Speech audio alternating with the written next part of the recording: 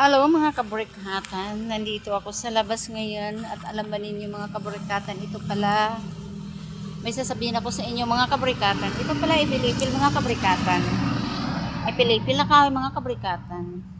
At ang kasabihan sa mga matatanda, itong bunga nito ay pang ano raw ito ng mga, napasensya na kayo mga pasintabi mga kabrikatan. Siya nga pala ito, sabihan ng mga matatanda, ito raw ang pang-alis ng mga bulati ng mga bata, mga kabrikatan. Ang bunga ng ipil-ipil. Kaya ito mga kabrikatan, titikman natin.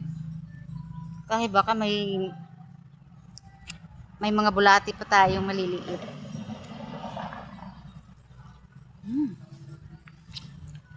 Mga kabrikatan, masarap naman. Mga kabrikatan.